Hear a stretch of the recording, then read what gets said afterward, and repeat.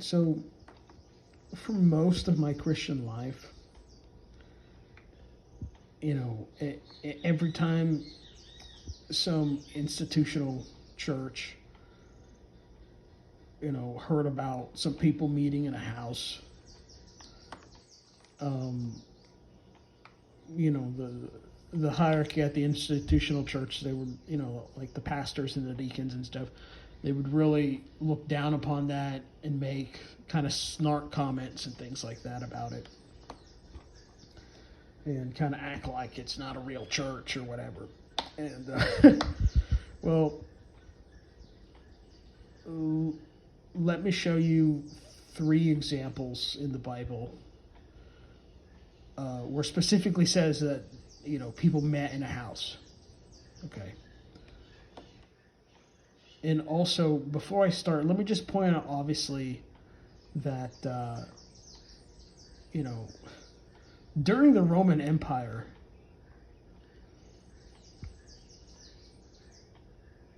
you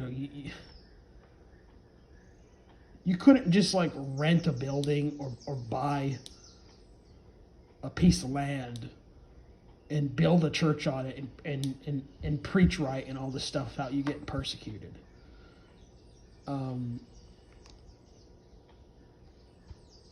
So, that's also just, common sense that it seems like some of these institutional pastors don't have anymore, where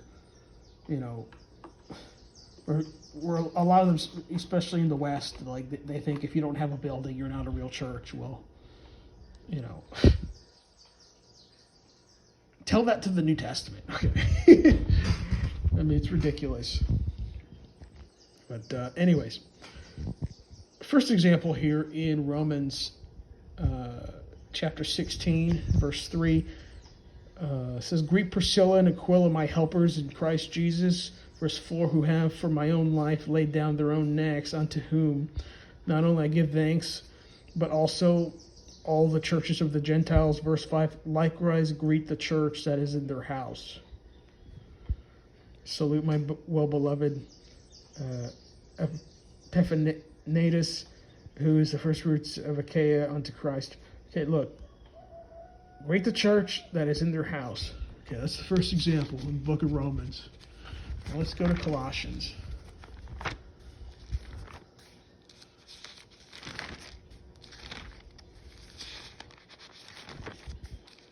Colossians chapter 4, verse 15. "Salute the brethren which are in Laodicea and Nymphas, and the church which is in his house." Okay. Nymphas was hosting people at his house, and they were having, like church services and, worshiping God together and talking about Jesus together. And they called it church. Why? Because church is the people. Okay. It's not a building. It's the people. It's the congregation of believers. Now, the last example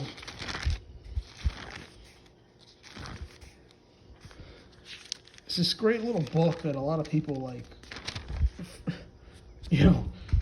almost forget about. It's Philemon. The Philemon's great for a lot of reasons, but also here in Philemon, Paul opens the letter with, it says, "Paul, a prisoner of Jesus Christ, and Timothy, our brother, unto Philemon, our dearly beloved and fellow laborer, and our beloved